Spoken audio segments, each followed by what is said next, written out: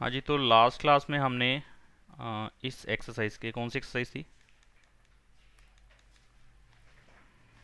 6.4 हमने 4 क्वेश्चन कर लिए हैं। फिफ्थ क्वेश्चन से स्टार्ट करना है।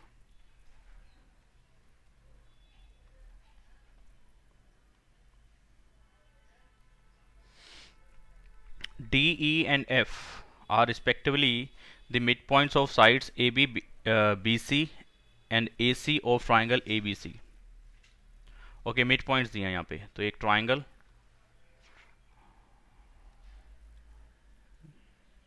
एक ट्राइंगल ले लिया और इसके अंदर 3 मिड पॉइंट्स हैं। एक ये हो गया, एक ये हो गया और एक ये हो गया। ट्राइंगल का नाम है ए बी सी। जो डी है वो ए बी का मिड पॉइंट है, ए बी का मिड पॉइंट यहाँ पे डी, और जो बी सी का मिड पॉइंट है वो है ई, और ए सी का जो मिड पॉइंट है वो है एफ। ये उन्होंने बोला है ऐसा, ठीक है। फिर कहते हैं find the ratio of the areas of triangle D E F. ये जो डी ई और एफ को मिला के जो एक ट्राइंगल बनेगा कुछ ऐसे, इस ट्राइंगल की बात की जा रही है, बीच वाले ट्राइंगल की। इस पूरे ट्राइंगल के साथ, यानी कि अगर इनका एरिया निकाला जाए तो क्या रेशो आएगी। इस बीच वाले ट्राइंगल को देखो और इस पूरे ट्राइंगल को देखो, यानी कि इनसे एरिया से रिलेटेड कोई बात पूछी जा रही है और डायरेक्टली साफ साफ बोला गया रेशो निकालनी है। तो इनकी रेशो किसके इक्वल होती है? अगर ये दोनों ट्राइंगल सिमिलर हो जाएं तो हम कह सकते हैं कि इनके एरिया की रेशो इनके कॉरस्पॉन्डिंग साइड की स्क्वायर की रेशो के बराबर होगा, थ्योरम के अकॉर्डिंग, ठीक है ना। तो मेन बात क्या आ गई कि क्या ये दोनों ट्राइंगल सिमिलर हो पाएंगे, ये येलो वाला और ये पूरा बड़ा triangle ABC, D E F और एबीसी, क्या ऑर्डर रहेगा, क्या सीक्वेंस रहेगा सिमिलर होने का, इस पर भी मैटर करेगी बात सारी। इक्विलेटरल ट्राइंगल आपने बोला नहीं कि मैं सारे एंगल 60 के मान के फटाफट से इसको सिमिलर बता दूं। तो क्या कर सकते हैं देखें, दो बातें यहाँ कर सकते हो। एक नाइन्थ की मिड पॉइंट थ्योरम उठा सकते हो। नाइन्थ क्लास में मिड पॉइंट थ्योरम पढ़ी थी, याद नहीं? अच्छा, बच्चे कह रहे हैं हमें पढ़ाई नहीं गई थी। तो दो मिड पॉइंट्स को ज्वाइन करके जो लाइन बनती है वो तीसरी साइड के पैरेलल होती है और उसका हाफ होती है। इस प्रॉपर्टी का यूज कर सकते हो अगर याद है, नहीं तो सर क्या करें, नहीं तो दूसरा काम कर सकते हो यहाँ पे। कैसे बताऊं, देखो क्या कर रहा हूं मैं, बताता हूं। सबसे पहले मैं यहाँ पे एक बात लिख रहा हूं कि ए डी इक्वल है, ए डी इक्वल है डी बी के। क्या ये बात सही है? ए डी डी बी के इक्वल है, क्या ये बात सही है? क्यों सही है ये बात? ये बात क्यों सही है? क्योंकि आपने बोला हुआ है कि डी जो है वो मिड पॉइंट है, ठीक है। तो यहाँ पे हम रीजन दे सकते हैं, because D is the MP यानी कि member of parliament, mid point of A B, ठीक है। ये रीजन है इसका। तो क्या इससे मैं कोई रेशियो बना सकता हूँ? हाँ, ये लिख सकता हूँ मैं, ए डी अपॉन में डी बी 1 के इक्वल है, ऐसे हो सकता है। अगर मैं डी वाले डी बी को इसके नीचे ले आऊँगा तो यहाँ पे 1 ही बचेगा, मल्टीप्लाई वाली टर्म इधर आएगी डिवाइड में, वो किससे मल्टीप्लाई हो रहा है? 1 से, ठीक है। तो ये एक पॉइंट बन गया, इसको मैंने फर्स्ट पॉइंट डाल दिया, ठीक है। थोड़ा सा पतला आ रहा है तो आज मैं दूसरा टैब यूज़ कर रहा हूँ तो उस पर थोड़ी ना राइटिंग पतली आएगी। इतने बात हमें क्लियर होती है। अच्छा, ऐसे ही अगर दूसरी तरफ देखो तो क्या आप ये लिख सकते हो कि ए एफ और एफ सी इक्वल है? हाँ जी, लिख सकते हैं, क्योंकि F is the mid point of A C, F is the mid point of A C, ठीक है। तो इसका मतलब यहाँ पे मैं एक चीज़ कर सकता हूँ कि अगर ए एफ और एफ सी की मैं रेशियो बनाऊँ तो वो 1 ही आएगी, अगर इसको इधर लाऊँ तो 1 ही आएगी, ठीक है। तो ये मेरे पास सेकेंड पॉइंट आ जाएगा, ठीक है। ये सेकेंड पॉइंट आ गया। अगर मैं इन दोनों फर्स्ट और सेकंड पॉइंट को देखूं तो A D upon D B भी 1 के इक्वल है, A F upon F C भी 1 के इक्वल है। तो ये कह सकता हूं दोनों रेशियोज बराबर हैं, कह सकता हूं। तो ऐसे लिख रहा हूं मैं, फ्रॉम 1 एंड 2, 1 एंड 2 से मैंने एक बात लिखी कि यार ए डी अपॉन में डी बी इक्वल है ए एफ अपॉन में एफ सी। लिख सकता हूं, लिख सकता हूं ये बात? हाँ जी, लिख सकते हो। अब ये रेशो इक्वल हुई, किसकी वजह से हुई? ये डी और एफ पॉइंट की वजह से हुई, और इससे एक लाइन बन रही है। तो कन्वर्स ऑफ बीपीटी में यही पढ़ा था ना हमने कि अगर दो साइड की रेशो बराबर आ जाए तो जिस लाइन की वजह से रेशो बराबर आ रही है वो लाइन अपोजिट लाइन के पैरेलल हो जाती है। यही पढ़ा था कन्वर्स ऑफ बीपीटी में। बीपीटी में रेशो बराबर होती है, लाइंस पैरेलल दी होती हैं। कन्वर्स ऑफ बीपीटी में रेशो बराबर होनी चाहिए, लाइंस पैरेलल हो जाएंगी। तो मैं अब लिख सकता हूं कि बाय कन्वर्स ऑफ बीपीटी, थोड़ी राइटिंग भी हो सकता है आज खराब रहे, ठीक है, क्योंकि आज इस टैब का पहला दिन है तो हो सकता है इस राइटिंग में गड़बड़ आए। तो बाय कन्वर्स ऑफ बीपीटी मैं लिख सकता हूं कि यार ये डी और जो एफ लाइन है ना ये पैरेलल होगी बीसी के। ये बात समझ में आनी बहुत जरूरी है कि हमने करा क्या है। बोलिए बात समझ में आई है कि नहीं आई है? एक बार फिर से देख लो आप लोग, आई है। अगर यही सेम स्टेप्स मैं इधर ले लूं, किस पे, जिसको मैं ना क्या कर रहा हूं, ग्रीन शेड से दे रहा हूं, उस लाइन को ग्रीन कर रहा हूं। ये देखो, अगर मैं इस पे करूं तो यानी कि ई पॉइंट को लूं और एफ पॉइंट को लूं तो यहां पे भी ऐसे ही हो जाएगा कि ये वाली रेशो और जो ये वाली रेशो है वो इक्वल आ जाएगी। ये साइड्स इक्वल नहीं है, डबल कट का मतलब ये मत समझ लेना कि इक्वल है। मैं हटा देता हूं, यानी कि यहां पे लिख सकता हूं, देखो जरा मैं आराम से बोल रहा हूं, आप फोकस रखो अपना फिगर पे। अगर मैं लिखूं कि सी एफ अपॉन में F A, C F upon में एफ ए किसके इक्वल होगा? 1 के ना, 1 के इक्वल होगा ये भी, क्योंकि वहां पे भी एफ मिड पॉइंट है। और यहां से अगर मैं लिखूं कि सीई अपॉन में ई बी तो ये भी 1 के इक्वल होगा। सीई, देखो सीई अपॉन में ई बी तो ये भी 1 के इक्वल होगा। तो वो रेशो और ये रेशो इक्वल आ गई, तो यानी कि ये जो ग्रीन वाली लाइन बनी ई एफ ये किसके पैरेलल होगी? ये नीचे ए बी के, ठीक है ना। सेम कन्वर्स ऑफ बीपीटी से हो जाएगा काम।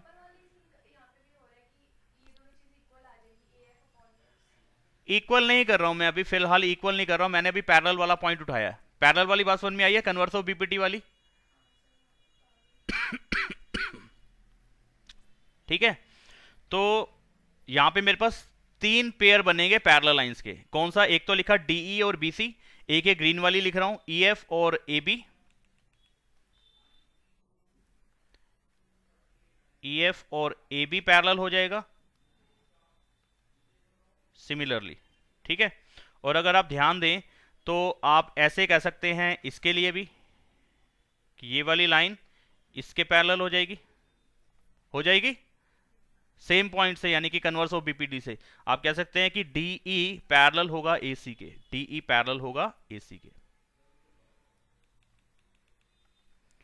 डीई पैरेलल होगा ए सी के। सिमिलरली जैसे ये वाला पॉइंट हुआ वैसे ये दोनों भी हो गए, ठीक है जी।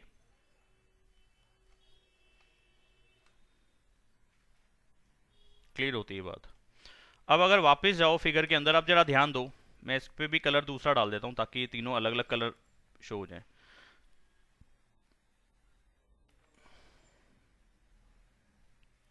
ये ब्लू वाली लाइंस पैरेलल हैं, ग्रीन वाली लाइंस पैरेलल हैं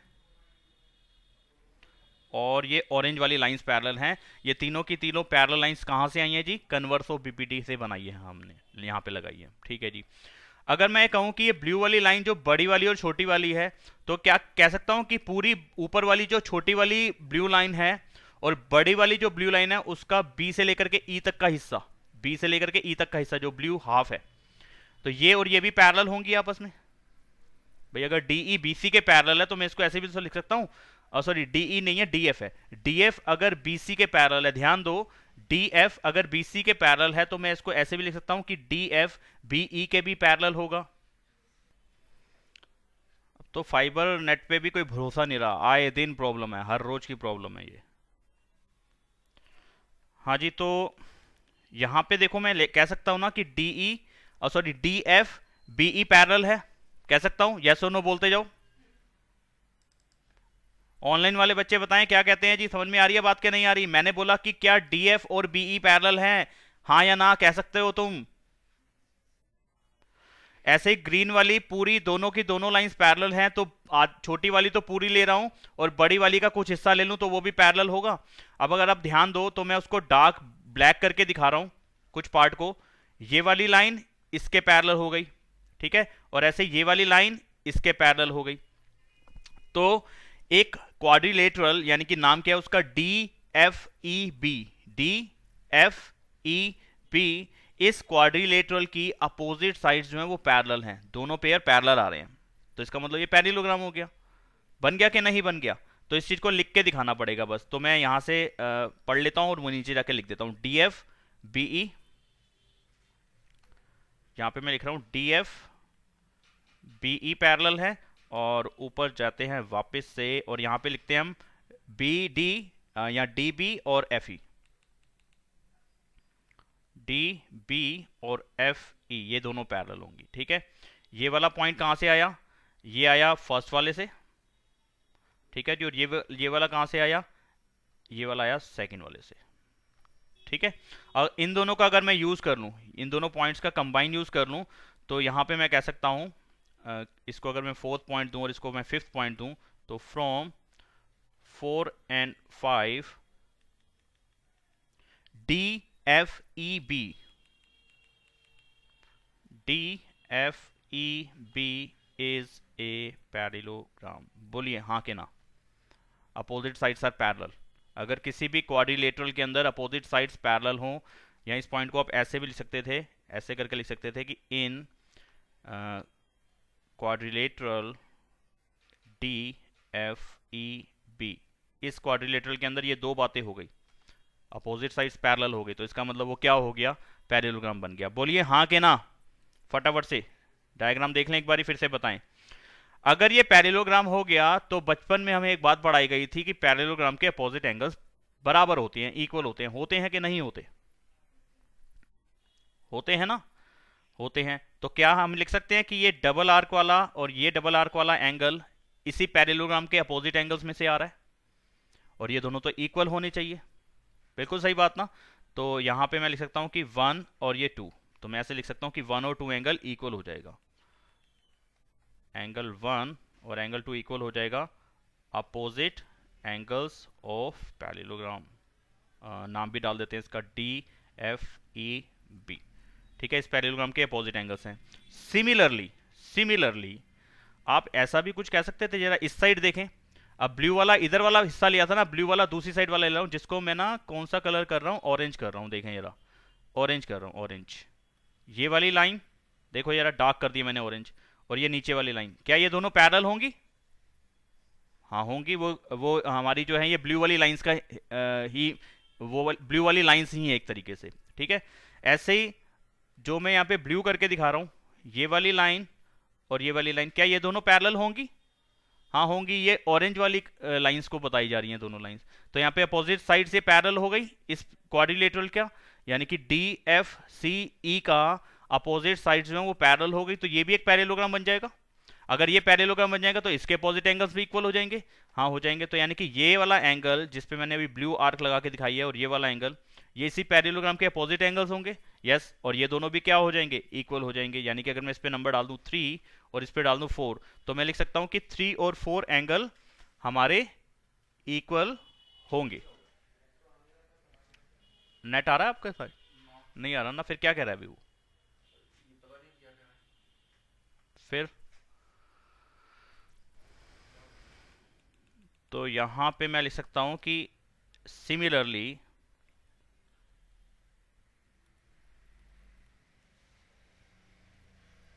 एंगल 3 और एंगल 4 इक्वल हो जाएगा।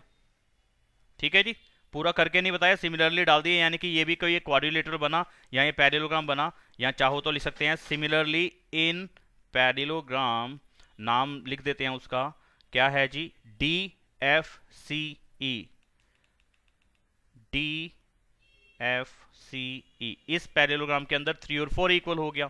ठीक है जी, बस इतने की जरूरत है, और लेने की जरूरत नहीं है।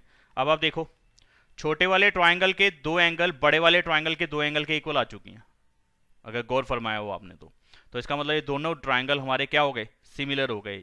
यानी कि 1 2 के इक्वल, छोटे वाले का 1, बड़े वाले का 2, छोटे वाले का 3, बड़े वाले का 4, दो एंगल इक्वल हो गए।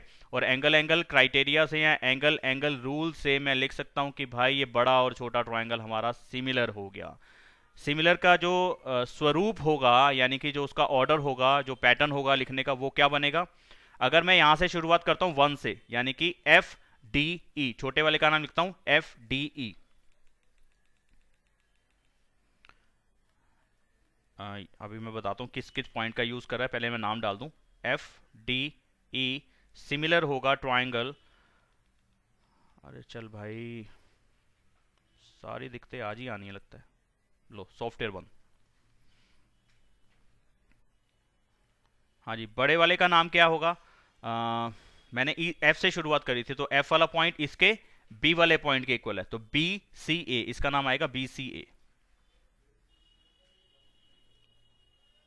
बी सी ए, ये दोनों सिमिलर होंगे। ठीक है, ये पॉइंट कहाँ से उठाए जी? इन दोनों पॉइंट से, यानी कि इस पे नंबर डाल देता हूँ।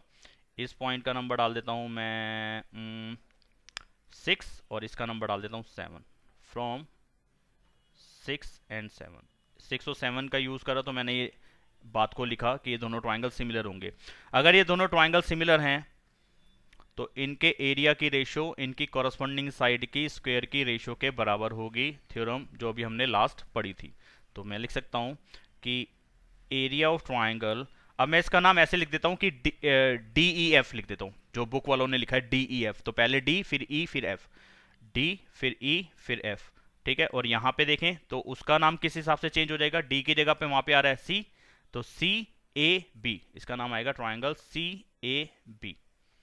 सही लिखा मैंने? कुछ गलत तो नहीं लिख दिया? ये आएगा ना सी ए बी, ए बी सी नहीं बन रहा है यहाँ पे। तो इसका रिलेशन क्या बना आपस में?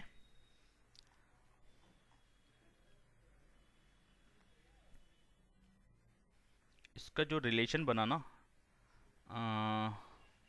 वो हमें साइड्स के बारे में भी कोई इन्फॉर्मेशन नहीं है, तो साइड्स का भी रिलेशन अभी दिखाना पड़ेगा। अभी तो मैंने सिर्फ ये ट्राइंगल सिमिलर करे हैं।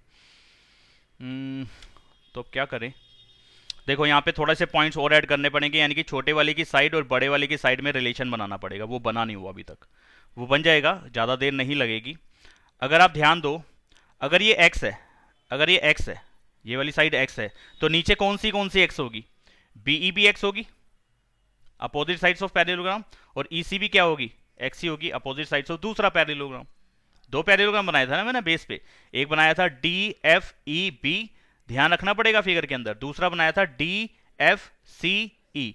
ठीक है, तो यहीं पे मैं पॉइंट ऐड कर देता हूँ, इसी जगह पे, खाली जगह जो मुझे दिख रही है, ये कॉपी फिर मैं यहाँ से उठा के कर लूंगा। तो मैं लिख सकता हूँ, देखो डी एफ इक्वल होगा बीई के, ध्यान दें जरा, डी एफ इक्वल होगा बीई के, और ऐसे ही डी एफ इक्वल होगा ईसी के भी। रीजन क्या डालेंगे? Opposite sides of parallelogram. ये बात हुई पैरेललोग्राम बनने के बाद की। ठीक है, अपोजिट साइड्स ऑफ पैरेललोग्राम। ठीक है, इस पॉइंट को यहां से कॉपी कर लेते हैं। अरे भाई हट जा, भाई हट जाओ।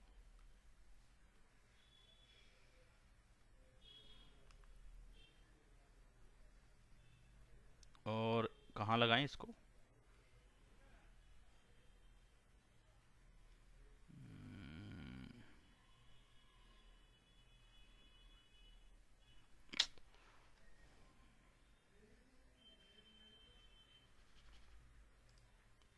अरे जा यार, ऊपर जा भाई, क्यों रास्ते में अटका हुआ तू? नहीं, सिमिलर से पहले तो डाल रहा हूँ मैं, तभी तो मैं इस पे जगह बना रहा हूँ यहाँ पे। ठीक है जी, ये यहाँ पे डाल दिया मैंने कि डी एफ और बी ई इक्वल है, डी एफ और ई सी इक्वल है, अपोजिट साइड्स ऑफ पैरेललोग्राम। ठीक है, तो अब मैं कह सकता हूँ कि जो डी ई है ना और बी सी है, उनका रिलेशन बनता है कि डी एफ अगर एक्स है तो बी सी कितना है? ट्वाइस ऑफ एक्स है, 2x है। ठीक है, तो मैं यहाँ पे लिख सकता हूँ कि जो बी सी की वैल्यू है वो कितनी है? ट्वाइस ऑफ डी एफ है। बी सी की वैल्यू, बी सी की वैल्यू कितनी है? Twice of D F. ठीक है, इट इंप्लाइज, यानी कि इन दोनों का यूज करके मैं ये वाला स्टेप डाल रहा हूं। क्लियर होती है वाली बात कि बीसी की वैल्यू ट्वाइस ऑफ डीएफ क्यों होगी? बता दो जी, बता दो।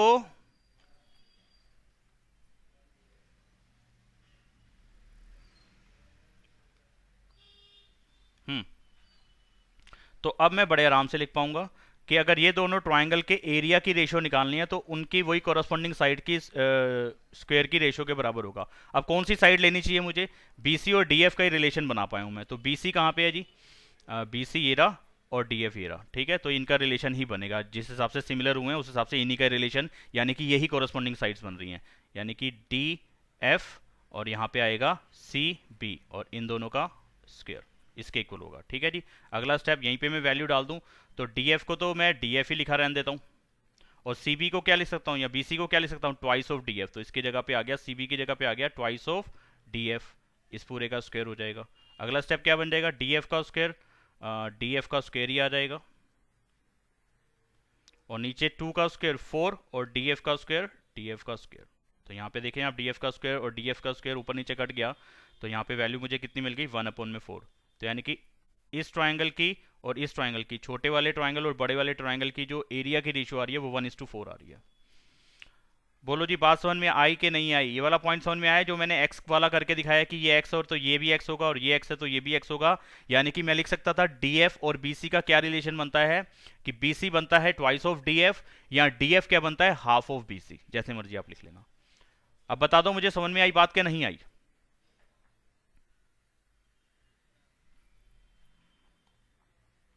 तो 1:4 इसका रिजल्ट रहेगा, आंसर रहेगा, और ये सबसे ज़्यादा चीज़ें परेशान करने वाली हैं।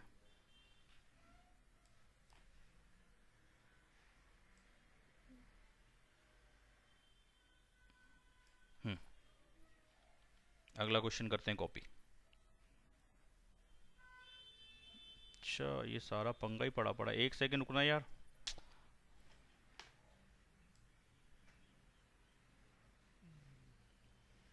तभी तो कहूँ ये हो क्या रहा है।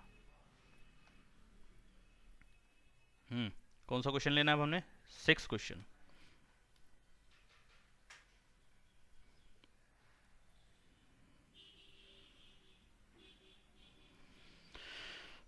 भाई साहब ने हमें यहाँ पे बोल दिया कि prove that the ratio of the areas of two similar triangles, दो सिमिलर ट्राइंगल अब आपको दे दिए गए हैं, ठीक है, उनके एरिया की ratio is equal to the square of the ratio of their corresponding median.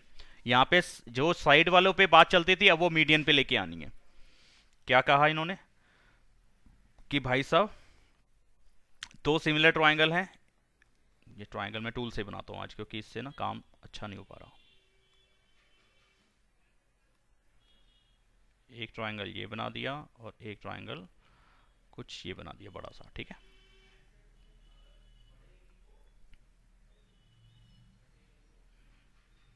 Step back करने का ऑप्शन कहाँ गया यहाँ से?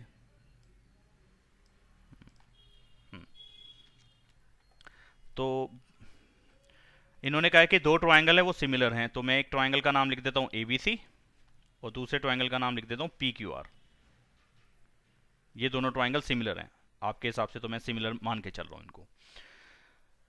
अब यहाँ पे बोलते ये हैं कि दोनों ट्राइंगल के एरिया की जो रेशो है वो उनके करस्पॉन्डिंग मीडियंस के स्क्वायर की रेशो के बराबर होगा। यानी कि अगर मैं इसका मीडियन ये मान लूँ D, और इसका मीडियन AD, इसका मीडियन हो गया, इसका मीडियन क्या मानूं, PM मान लेता हूं। चलो, PM मीडियन और AD मीडियन के स्क्वायर की रेशो वही होगी जो उनके एरिया की रेशो है, ट्राइंगल के एरिया की रेशो है। यानी कि जो प्रूव करना है, ऐसे लिख देते हैं कि गिवन क्या है, गिवन में आएगा ट्राइंगल ABC सिमिलर है ट्राइंगल PQR के। ये चीज आपने दे रखी है, मोटी मोटी बात। दूसरी बात प्रूव क्या करनी है कि एरिया ऑफ ट्राइंगल ABC और एरिया ऑफ ट्राइंगल PQR जो रेशो बना रहे हैं वही सेम रेशो बनेगी उनके मीडियन के स्क्वायर की, AD और PM के स्क्वायर की। ये चीज प्रूव करनी है हमें, ठीक है। समझ में आया क्वेश्चन? देख लो एक बार कि यही है कि नहीं है। Square of the ratio of their corresponding medians, ठीक है जी। इस चीज के इस रेशो के बराबर होगा, किस चीज क्या बराबर होगा, area of two similar triangles, ratio of the areas of two similar triangles, ठीक है। इतनी बात समझ में आती है कि नहीं आती, बताओ मुझे। क्वेश्चन वाली बात समझ में आती है? आती है, चलिए फिर तो फटाफट काम हो जाएगा। अगर आपको याद हो ऐसी बात, हमने एक क्वेश्चन पहले भी पढ़ा था जहां पे हमें करना यह था कि बड़े वाले ट्राइंगल्स को सिमिलर करना था। यहां पे बड़े वाले ट्राइंगल्स आपने सिमिलर दे दिए, तो मैं क्या ये चीज लिख सकता हूं कि उनकी जो साइड्स की रेशियो है वो बराबर होगी और एंगल्स जो है वो बराबर होंगे, इक्वल होंगे। बराबर होंगे मतलब इक्वल होंगे। तो कुछ मैंने ये लिखा, कोई अलग से कंस्ट्रक्शन नहीं है।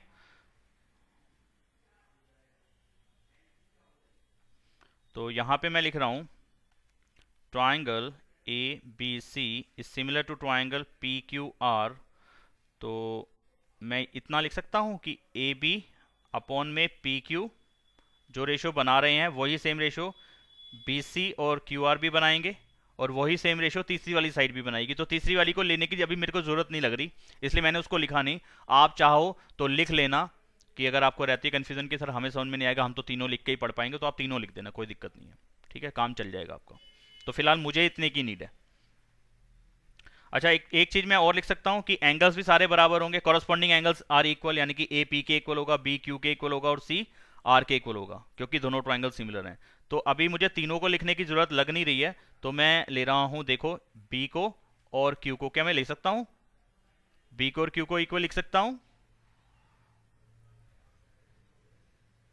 बता दो भाई, बी को और क्यू को इक्वल लिख सकता हूं? अभी भी कोई जवाब नहीं आया। मैं बैठा हूं आराम से, जब तक जवाब नहीं आएगा मैं कराऊंगा नहीं आगे।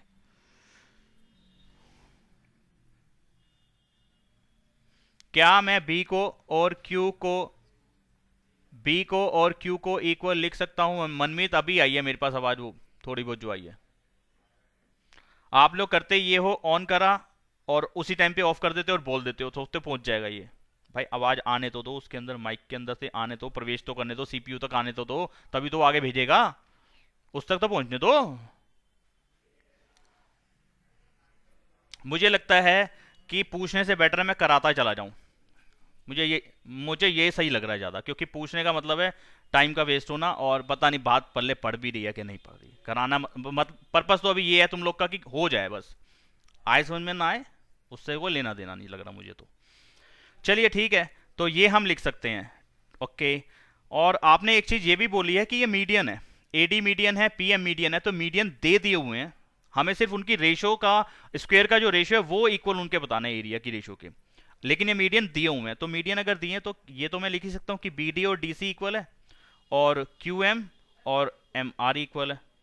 यानी कि वही बात हो जाएगी कि यहीं पे लिख के बता रहा हूँ इधर साइड में, एक जगह यहाँ लिख रहा हूँ कि बी डी और डी सी इक्वल है, और ये दोनों की दोनों values half of B C के बराबर हैं, सिर्फ और सिर्फ मीडियन बोलने की वजह से। ऐसे ही इस तरफ भी हो जाएगा कि क्यू एम और एम आर इक्वल होगा, और ये दोनों हाफ होंगे क्यू आर के, ये दोनों हाफ होंगे किसके? क्यू आर के।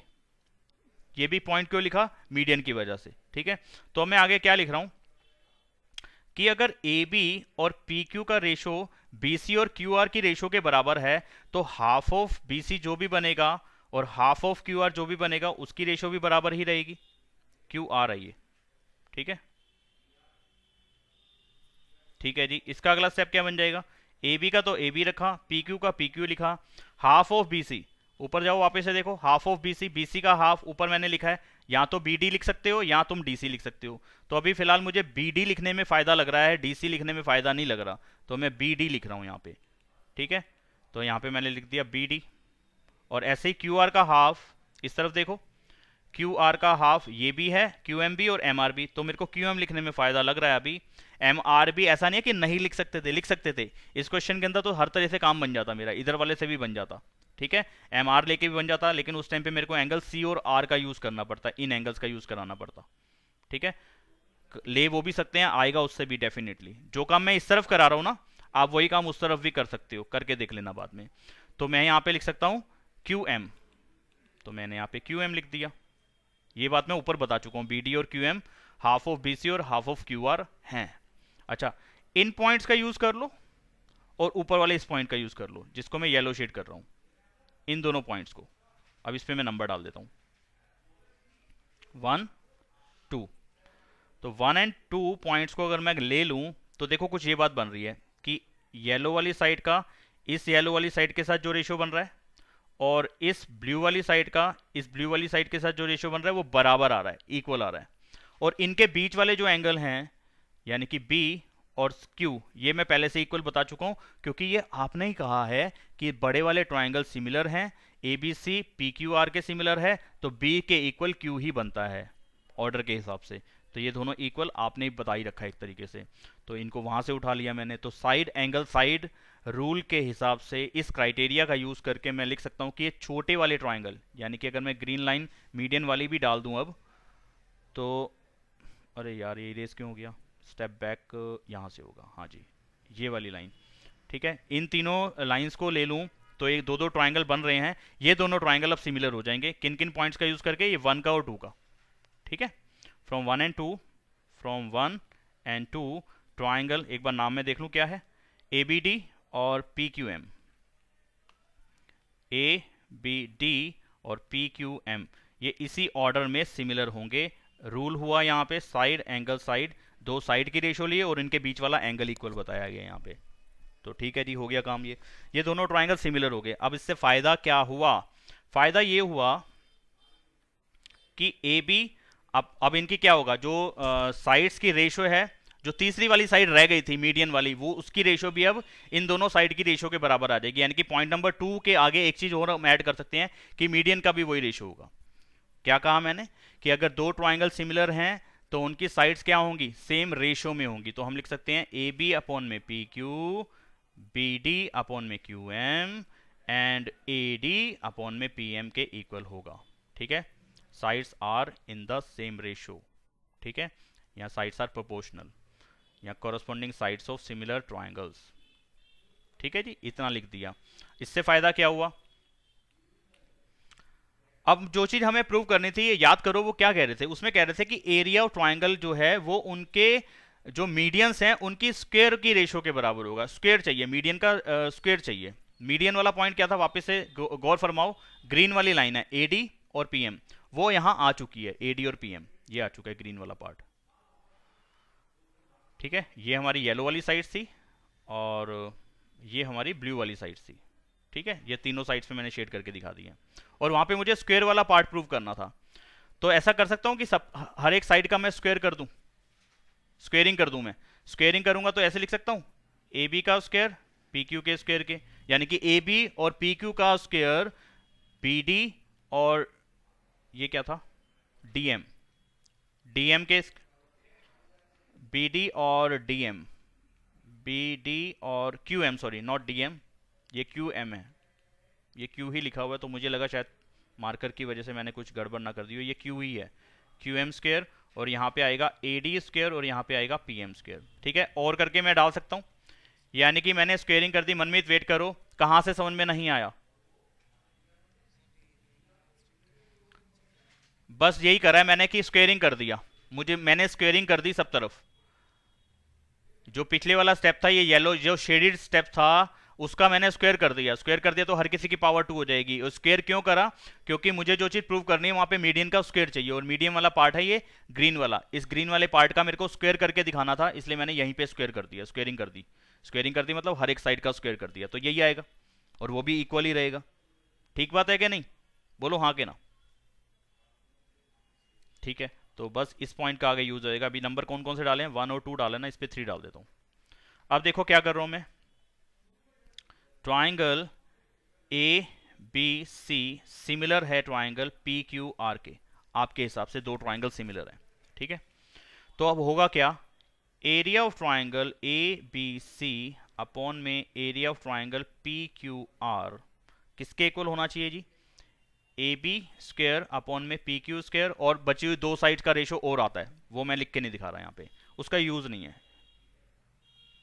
तो देखो जिज्ञासा, देखो जो आप कह रहे हो ना वो करे बगैर काम नहीं बनेगा, मैं बता रहा हूं आपको।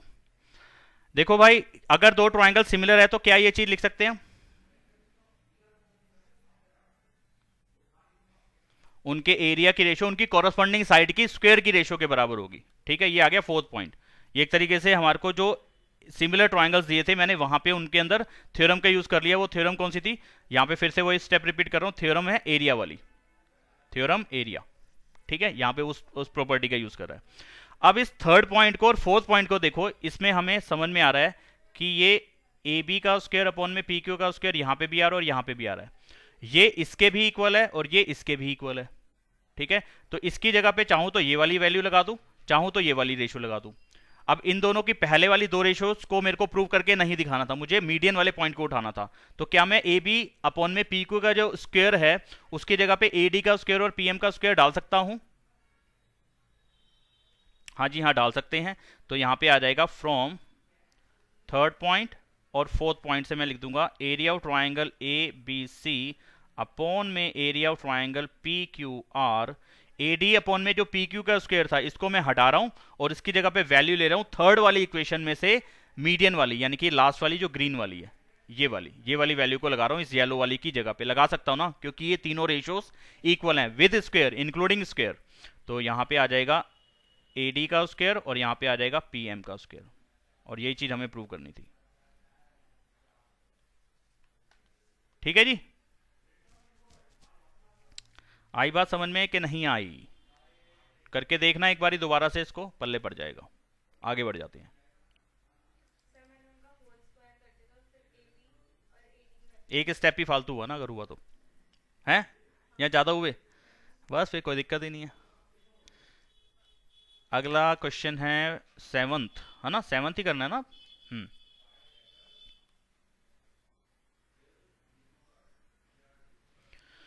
सेवंथ क्वेश्चन में भाई साहब ने हमें बोला prove that the area of an equilateral triangle described on the one side of a square. एक स्क्वायर है, उसकी एक साइड पे एक इक्विलेटरल ट्राइंगल बना दिया गया है। ठीक है जी, तो बनाते हैं एक स्क्वायर।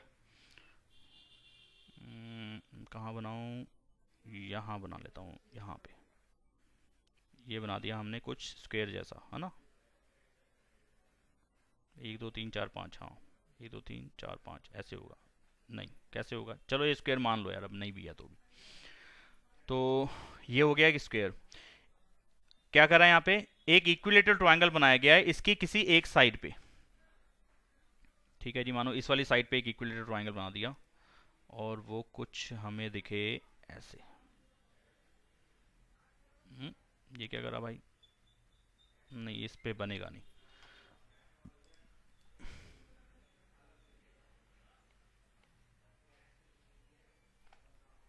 ठीक है, एक ये ट्रायंगल बन गया। स्क्वायर लिया मैंने ए बी सी डी, ये एक स्क्वायर है। स्क्वायर की खासियत उसकी सारी साइड्स इक्वल होते हैं, सारे एंगल 90 के होते हैं, तो सारी साइड्स ये इक्वल हैं सिंगल कट वाली। ठीक है, और इस जो बीसी वाली साइड है इसी साइड पे हमने एक इक्विलेटरल ट्रायंगल बना दिया, तो उसकी भी बची हुई जो दो साइड्स हैं वो भी इक्वल रहेंगी। यानी कि अब तक फिगर के अंदर जितनी भी साइड्स दिख रही हैं वो सब बराबर हैं। ओके, फिर इन्होंने कहा कि ये चीज प्रूव क्या करनी है कि square is equal to half the area of an equilateral triangle described on the one of its diagonals. किसी एक डायगोनल के ऊपर भी एक इक्विलेटरल ट्रायंगल बनाया उन्होंने। तो मैं ऐसा करता हूं, यहां पे भी डायगोनल लेके इस तरफ भी ट्रायंगल बना सकता था, इस तरफ भी बना, किधर भी बना सकता हूं मैं ट्रायंगल वो वाला। तो मैं इसका अपोजिट लेके चल रहा हूं ताकि वो दोनों ओवरलैप ना हो और कोई कंफ्यूजन ना आए। तो एक डायगोनल ये वाला ले लिया मैंने, AC, और इस AC का कलर करते हैं चेंज, और यहां पे बनाते हैं दूसरा इक्विलेटरल ट्रायंगल।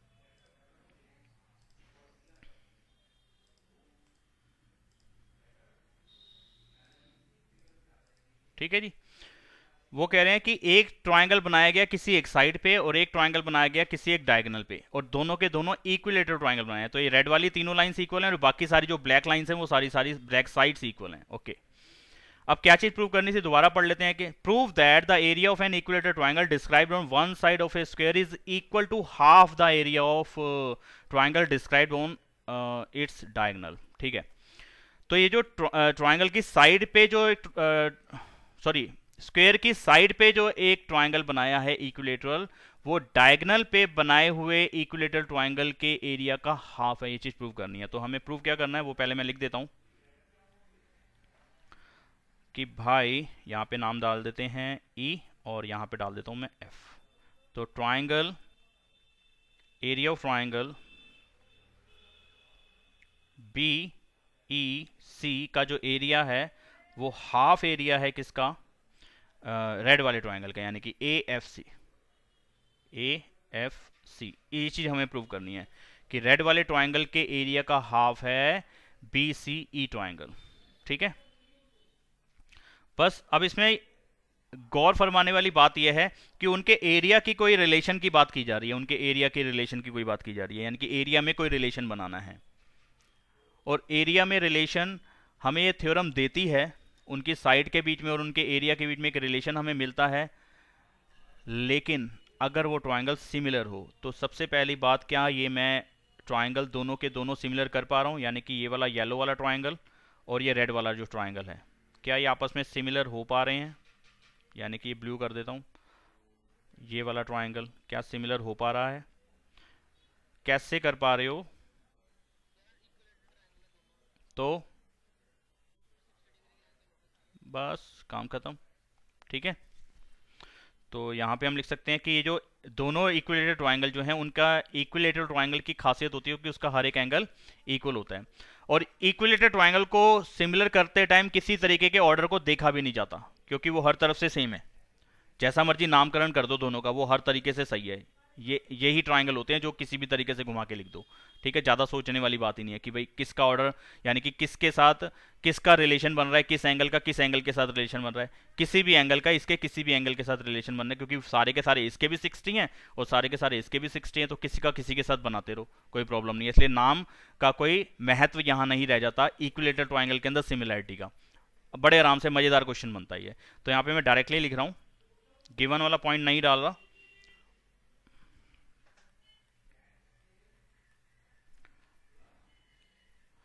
मैंने यहां पे लिखा कि डायरेक्टली लिखा ट्राइंगल बी सी ई। ठीक है, या मैं इस तरीके से लिख देता हूं कि इसकी साइड, या चलो जैसे मर्जी लिख लो, कोई फर्क नहीं पड़ेगा। ये ट्राइंगल और ए सी एफ किसी भी तरीके का ऑर्डर यहां पे वैलिड है। इक्विलेटरल ट्राइंगल में किसी भी तरीके का ऑर्डर वैलिड है, जैसे मर्जी आप चाहे नाम लिखते हैं। और ये हुआ एंगल एंगल सिमिलैरिटी रूल से कि ये एंगल भी 60 डिग्री आ रहे हैं और ये एंगल भी 60 आ रहा है, क्योंकि इक्विलेटरल ट्राइंगल के पार्ट हैं, इसलिए फटाफट से दोनों ट्राइंगल सिमिलर हो गए। अब सिमिलर हो गए तो क्या लिख सकते हैं जी? फिर मैं वो थ्योरम, एरिया वाली थ्योरम को लगा सकता हूं कि दोनों के एरिया का रेशो उनकी कॉरस्पॉन्डिंग साइड की स्क्वायर की रेशो के बराबर होता है। तो मैं एक पॉइंट और डाल सकता हूं इसके बाद, वो थ्योरम वाला, कि area of triangle B C E और रेशो इसके साथ अगर बनाई जाए ए सी एफ का, तो वो कुछ ऐसे लिखा जाएगा कि बी सी और ए सी इनके स्क्वायर की रेशो के बराबर होगा। और बची हुई दो साइड की रेशो मैं लिख नहीं रहा हूँ, क्योंकि सारी साइड्स की रेशो यहाँ पे दिखाने का फायदा नहीं है कुछ। तो ये मुझे मिल जाएगा एक पॉइंट, और इस पर मैं नंबर डाल देता हूँ 1। ठीक है, और यहाँ पे मैंने थ्योरम लगाई है फिर से वही एरिया वाली। ठीक है, यहाँ लिख दिया थ्योरम एरिया वाली। ठीक है, प्रॉपर समझ में आ रहा है ना क्या कर रहा हूँ मैं? अब प्रॉब्लम यहाँ आई कि उस साइड का, येलो वाली ट्राइंगल की साइड्स का इस ब्लू वाले ट्राइंगल की रेड वाली साइड से क्या रिलेशन बन रहा है, क्या रिश्ता है इनका और इनका आपस में। ये भी बड़े आराम से कर सकते हो। देखो, अगर मैं इसकी हर एक साइड को x मान लूं, यानी कि किसी एक साइड को मैं, जो स्क्वायर है इसकी हर एक साइड को अगर मैं किसी भी एक साइड को x मान लूं, तो क्या कह सकते हैं कि इसकी सारी की सारी साइड्स x हो जाएंगी? हाँ, हो जाएंगी। अगर ये x है तो ये भी x होगी, और ये भी x होगी, और ये भी x होगी, सारी साइड्स x होंगी। तो यहाँ पे मैं लिख सकता हूँ कि ए बी और बी सी दोनों इक्वल होंगी, और मैंने रीज़न डाल दिया इसका यहाँ पे, साइड्स ऑफ स्क्वायर। ठीक है जी, ये स्क्वायर की साइड्स हैं, कोई प्रॉब्लम वाली बात नहीं है इसके अंदर। ठीक है, अब इसके बाद लिखा मैंने कि यार ये वाला एंगल जो 1 है ये होगा 90 डिग्री का, क्योंकि स्क्वायर का हर एक एंगल 90 डिग्री का होता है। एंगल 1 आएगा 90 डिग्री का। ठीक है, एंगल ऑफ स्क्वायर ऐसे लिख दिया कि स्क्वायर का एक एंगल है, इसलिए वो 90 का ही होगा। ठीक है जी, तो आप जरा बताएं कि ये जो ऊपर वाला जो व्हाइट वाला ट्राइंगल, उसको मैं शेड नहीं कर रहा, ये व्हाइट वाला जो ट्राइंगल है किस टाइप का ट्राइंगल बन गया यार? एक राइट ट्राइंगल बन गया।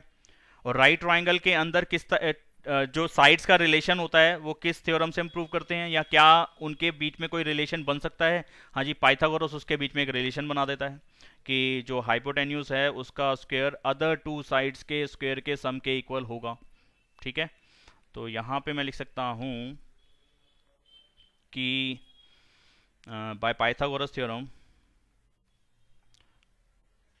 जो डायगोनल वाला पार्ट है ए सी का स्क्वायर, अरे ए सी का स्क्वायर किसके इक्वल होगा, ए बी के स्क्वायर के और बी सी के स्क्वायर के सम के इक्वल होगा। ठीक है जी। ए सी का स्क्वायर, ए सी मुझे मालूम नहीं है, छोड़ दिया उसको। ए बी और बी सी दोनों इक्वल हैं। ठीक है, अगर मैं एक को एक्स लेट कर लेता हूं तो दूसरा भी एक्स ही हो जाएगा। ठीक है, और यहाँ पे मैं कहीं लिख देता हूँ कि let A B B X. A B को मैंने एक्स लेट कर लिया, तो इसलिए मैंने ए बी की जगह अगर एक्स लगाया तो बी सी की जगह पे भी एक्स लगा दिया। तो इससे मुझे ए सी की वैल्यू एक्स की टर्म में मिल जाएगी। कितना आ जाएगा ये, 2x स्क्वायर। और अगर अगला स्टेप देखा जाए तो आप लिख सकते हैं इसको ऐसे, ए सी की वैल्यू आ जाएगी स्क्वायर रूट 2x स्क्वायर, और इसका अगला स्टेप आ जाएगा रूट 2 का, तो रूट 2 रहा, और एक्स स्क्वायर का अगर मैं रूट करूंगा तो ये खाली x आ जाएगा, यानी कि रूट 2x आ जाएगा। यानी कि अब ये वाली जो साइड है जो अभी हमें मालूम नहीं थी, अगर मैं उसको x मानता हूं तो ये भी x हो जाएगी, और कैलकुलेशन के बाद मुझे पता चला कि इसकी लेंथ आ जाएगी रूट 2 और x। ठीक है,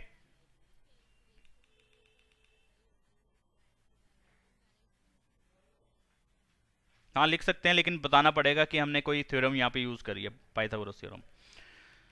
लिख सकते हो, ये मत दिखाओ, अगर स्टेप्स नहीं दिखाना चाहते ये 3 तो मत दिखाओ, कोई दिक्कत नहीं है। यही कह रहे हो ना, कैलकुलेशन के स्टेप्स कह रहे हो ना, या कुछ और कह रहे हो?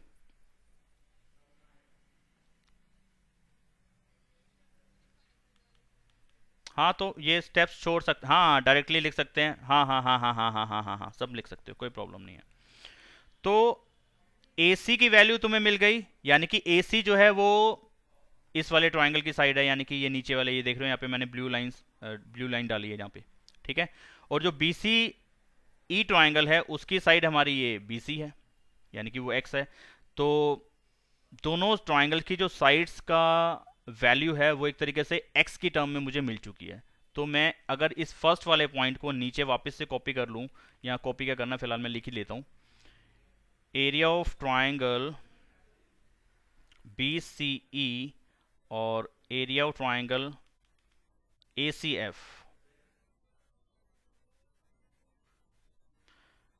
जो ये बनेगा, यानी कि BCE की जो हर एक साइड है वो x है। ठीक है, आप देख पा रहे हो, BCE ट्राइंगल अगर ये साइड x है तो ये भी x होगी और ये भी x ही होगी। ठीक है, और जो ACF ट्राइंगल की हर एक साइड है वो रूट 2x के इक्वल होगी, क्योंकि ये रूट 2x आ गई है, तो ये भी कितना होगा, रूट 2x, और ये भी कितना होगा, रूट 2x होगा। तो बड़े वाले ट्राइंगल की हर एक साइड पता चल चुकी है, और छोटे वाले येलो वाले ट्राइंगल की हर एक साइड पता चल चुकी है। और थ्योरम के अकॉर्डिंग, यानी कि जो एरिया वाली थ्योरम थी उसके अकॉर्डिंग उनका रिलेशन एरिया के साथ क्या होता है, उन साइड की स्क्वायर की रेशियो बराबर होती है, यानी कि यहाँ पे आ जाएगा x का स्क्वायर और यहाँ पे क्या आ जाएगा, रूट 2x का स्क्वायर। इस बात को समझ पाए हो? दोनों ट्राइंगल के एरिया की रेशियो उनकी कॉरस्पॉन्डिंग साइड की जो भी लेंथ है उसकी स्क्वायर कर दो, और उसका जो रेशियो बनेगा उसके बराबर होगा। तो जो साइड थी, छोटे वाला ट्राइंगल जो था, ये येलो वाला ट्राइंगल ये था, इसकी हर एक साइड है x। ठीक है, और जो बड़े वाला ट्राइंगल था उसको मैंने कलर करा हुआ था ब्लू, और उसकी हर एक साइड आ गई रूट 2x। ठीक है, और इनका स्क्वायर करके दिखाना पड़ेगा। अच्छा, इससे कैलकुलेशन क्या मिली मुझे आगे, ये हो गया x का स्क्वायर, और ये हो गया रूट 2 का स्क्वायर करोगे 2 आ जाएगा, और x का स्क्वायर करोगे x का स्क्वायर आएगा, ये और ये कट जाएगा, वहां पर मिलेगा 1/2। यानी कि ये वाली रेशो, दोनों के एरिया की रेशो ट्राइंगल के, वो 1/2 के इक्वल है। अगर मैं इसको क्रॉस मल्टीप्लाई कर दूं तो मैं कुछ ऐसे लिख सकता हूं कि 2 times area of triangle BCE equal रहेगा एरिया ऑफ ट्राइंगल ACF के। क्रॉस मल्टीप्लाई कर दी मैंने यहाँ पे। ठीक है, तो यही बनेगा हमारे पास। अब मुझे प्रूव क्या करना था, मुझे हाफ वाला पार्ट प्रूव करना था, तो यहाँ पे तो डबल वाला आ चुका है, तो क्या करें, BCE को यहीं रहने देते हैं, 2 को उधर भेज देते हैं, तो क्या हो जाएगा, वो हाफ ही हो जाएगा ना। तो एरिया ऑफ ट्राइंगल BCE किसके इक्वल आएगा, ये 2 उधर जाएगा तो हाफ हो जाएगा, और एरिया ऑफ ट्राइंगल ACF आ जाएगा। ठीक है जी, यही चीज हमें प्रूव करनी थी। ओके, यही चीज प्रूव करनी थी, आप देख लो।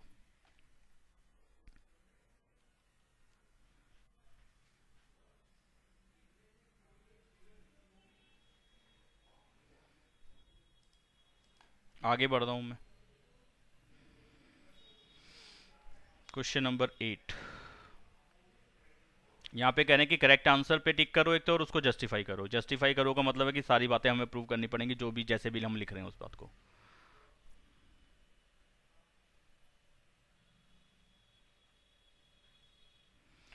ABC and BDE are two equilateral triangles हैं, ठीक है जी। Such that D is the point on, D is the, आ जाएगा अभी, D is the mid point of BC। हाँ बेटा, तो यहाँ पे एक ट्राइंगल है, बेटा ये 1 मिनट ये डोर क्लोज कर देना। एक ट्राइंगल है ABC, ये इक्विलेटरल ट्राइंगल है, थोड़ा सा टेढ़ा बन रहा है, अब ऐसे में काम चलाना पड़ेगा आपको।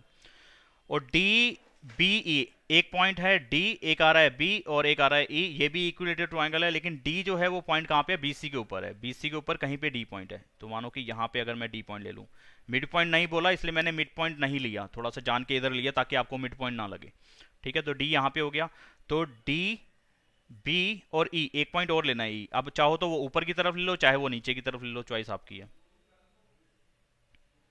तो ये E, तो ये भी है मिड पॉइंट बोला है, अच्छा मिड पॉइंट बोला है यार, मैंने मिड पॉइंट पढ़ा नहीं, सॉरी।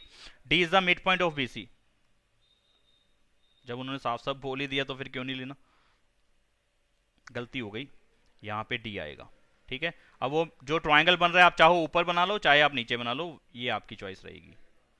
तो ये मैं नीचे बना रहा हूँ, तो ये तीनों साइड्स इक्वल हैं, और ये बाकी जो बड़े वाला ट्राइंगल है वो तो है ही, उसकी सारी साइड्स इक्वल, ये येलो वाली सारी साइड्स इक्वल हैं, ठीक है।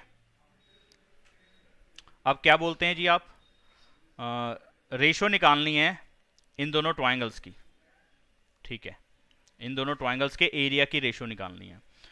तो क्या कह सकते हो आप, बड़े आराम से कह सकते हो कि ये दोनों ट्राइंगल पहली बात तो सिमिलर होंगे, क्योंकि इक्विलेटरल ट्राइंगल है, इक्विलेटरल ट्राइंगल के हर एक एंगल 60 होते हैं, सारे एंगल 60 होते हैं। तो यहाँ पे हम ऐसे लिख सकते हैं कि एंगल ए उसके एंगल ई के बराबर है, ये मान लिया, और यहाँ पे लिख दिया कि इसका बी, ये लिख के दिखाने की वैसे जरूरत नहीं है, क्यों टाइम वेस्ट करें, इसके अंदर डायरेक्टली लिख देते हैं। Triangle A B C similar होगा ट्राइंगल ई बी डी के, ठीक है। इसमें कोई भी तरीके का आपको सीक्वेंस देखने की या ऑर्डर या पैटर्न देखने की कोई जरूरत नहीं होती कि किसका किसके साथ रिलेशन बनेगा, हर एंगल का दूसरे ट्रायंगल के किसी भी एंगल के साथ रिलेशन बनेगा, क्योंकि वो भी 60 है और इसका भी हर एक 60 है, ठीक है। इसलिए यहाँ पे ऑर्डर किसी भी तरीके का लिखोगे वो सही ही होगा। एंगल एंगल रूल से दोनों ट्रायंगल सिमिलर हो गए थे कि वो 60 60 वाले थे, यहाँ पे लिख देता हूँ कि ये भी 60 है और ये भी 60 है, ठीक है, इस तरीके से। तो अब क्या होगा जी, इसके बाद का पॉइंट क्या आएगा, area of triangle A B C और area of triangle B D E या ई डी बी और डी, इसका रेशो क्या बनेगा, इनका रेशो क्या बनेगा। अब कुछ एक बच्चे तो क्लास छोड़ जाते हैं, वो समझते हैं कि अब पढ़ने की जरूरत नहीं रही है, ठीक है। और ये वही बच्चे होते हैं फिर बाद में कहते हैं सर ये वाला क्वेश्चन ना आ नहीं रहा, हमने करा था, तो फिर दिवाली हो जाती है उनकी उसी टाइम पे। एबीसी और ईबीडी ट्राइंगल के एरिया का जो रेशो होगा क्या होगा, उनकी कॉरस्पॉन्डिंग साइड की स्क्वायर की रेशो के बराबर होगा, ये हमने पढ़ा है थ्योरम में। तो क्या लिखें, यानी कि मैं ऐसे लिख दूं कि ए बी का स्क्वायर और ई बी का स्क्वायर का जो रेशो बनेगा वही इनके एरिया की रेशो बनेगी। अच्छा, अब यहाँ पे आपने बोल दिया कि बी डी जो है वो मिड, सॉरी डी जो है वो मिड पॉइंट है बीसी का, जितनी लेंथ बीसी की होगी उसका हाफ करोगे तो हमें बी डी मिल जाएगा, ठीक है। या मैं ये कह सकता हूं कि अगर ये छोटे वाले ट्राइंगल की इस साइड को मैं एक्स मान लूं तो ये भी एक्स होगी और ये भी एक्स होगी, ठीक है। और बड़े वाले ट्राइंगल की हर एक साइड कितनी हो जाएगी, अगर ये एक्स है तो ये वाला पार्ट भी एक्स होगा, क्योंकि D is the mid point of BC. तो अगर इधर वाला बी डी एक्स है तो डी सी भी एक्स आएगा, यानी कि बड़े वाले की हर एक साइड कितनी हो जाएगी 2x, ये भी 2x और ये भी 2x। समझ पा रहे हो कि नहीं समझ पा रहे, ये 2x क्यों लिखा समझ पाए हो, ऑनलाइन वाले बताएं जो बच्चे बैठे हैं, आसान सी बात है, समझ तो गए हो गए। तो बस अब मैं इस बात को लिख के नहीं दिखा रहा कि ये x है तो वो 2x क्यों है, ये खुद लिख लेना, यहां मैं अब डायरेक्टली वैल्यू लगा रहा हूं। तो ए बी की जगह पे मैंने लिख दिया 2x और ई बी की जगह पे लिख दिया मैंने x, और ये बात आपको समझ में आ चुकी है। अगला स्टेप क्या आ जाएगा, 4x स्क्वायर और नीचे कितना आएगा x स्क्वायर, ये कैंसिल हो जाएगा तो 4/1, तो रेशो कितनी आ गई 4:1। तो बड़े वाले से छोटे वाले का एरिया का अगर मैं रिलेशन बना रहा हूं तो वो बन रहा है 4:1, यानी कि अगर उसका छोटे वाले का एरिया 1 मान कर चल रहा हूं तो बड़े वाले का एरिया 4 आ रहा है, यानी कि 4 टाइम्स आ रहा है। अगर नीचे वाले ट्राइंगल का या छोटे वाले ट्राइंगल का एरिया अगर आप 5 बोलते हो तो उसका एरिया 20 हो जाएगा, उसका 4 टाइम्स करना है, बस सीधी सी बात यहाँ पे ये पता चल गई। तो बस ये करना था इसके अंदर। तो जस्टिफिकेशन वाली जो बात थी, यानी कि 4:1, ए बी सी पहले लिखना था और बी डी ई बाद में लिखना था, तो उसके हिसाब से 4:1 आएगा। ठीक है, 1:4 नहीं आएगा, 4:1 आएगा, जो हमारा भी वही आ रहा है 4:1। हमने भी उन्हीं के हिसाब से कर दिया, तुक्के में काम हो गया, वरना मैं ध्यान नहीं देता इस बात का। ए बी सी अगर ऊपर है और बी डी ई नीचे है तो उसके हिसाब से 4:1 आएगा। ठीक है, तो ये वाला ऑप्शन आएगा 4:1। अगले प्रश्न की ओर बढ़ जाते हैं। 9th question.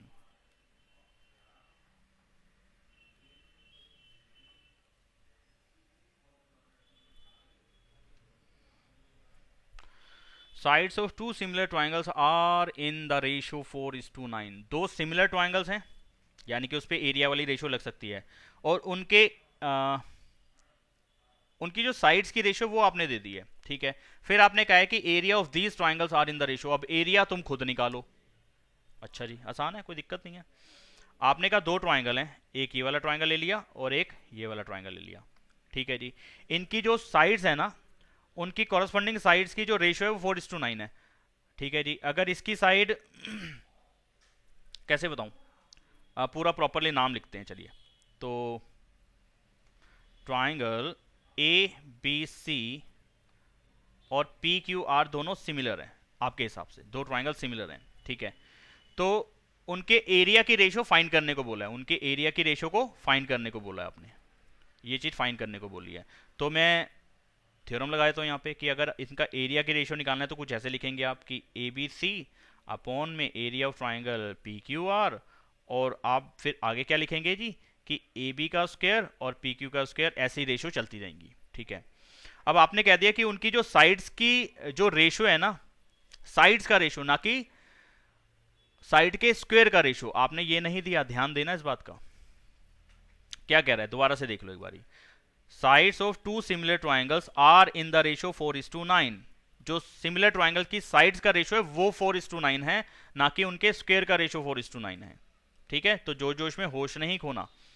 कहने का मतलब ये हुआ कि अगर ये दोनों ट्राइंगल सिमिलर थे तो इससे पहले जो स्टेप हम लिखते हैं, एरिया वाली थ्योरम अगर हम ना दिखाएं तो अगर हम ऐसे लिखते हैं कि ए बी अपॉन में जो पी क्यू का जो रेशियो बन रहा है वो आपके हिसाब से बन रहा है 4:9।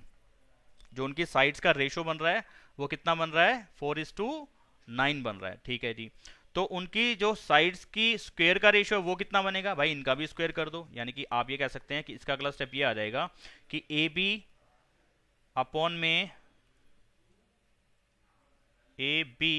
पी क्यू का होल स्क्वायर। इसी स्टेप को मैं ऐसे लिख सकता हूँ, इस चीज को मैं ऐसे लिख सकता हूँ, हाँ लिख सकते हैं। इसका अगला स्टेप ए बी अपॉन में पी क्यू की जो वैल्यू वो कितनी है, 4:9। हाँ जी, 4/9, और इसका क्या हो जाएगा, स्क्वायर हो जाएगा।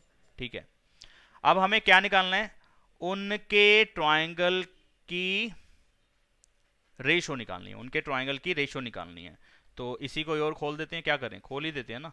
कितना आ जाएगा, 16 और 81, तो 16:81 आ जाएगा जी। ये देख लो, डी वाला पार्ट रहेगा इसका। आसान था, कुछ था नहीं इसके अंदर खासा। बताओ अब बात समझ में आई कि नहीं आई। आसान सा था ना, कुछ दिक्कत वाली बात नहीं थी। अगर हमने बेसिक बातों को समझा हुआ है ना, सिमिलर ट्राइंगल्स की जो जो बातें अब तक पढ़ी हैं वो अगर हमें भेजे में हैं तो ये क्वेश्चन कुछ खास नहीं थे कर पाते, लास्ट के दो क्वेश्चन तो बस अभी एक्सरसाइज कंप्लीट हो गई आपकी आज।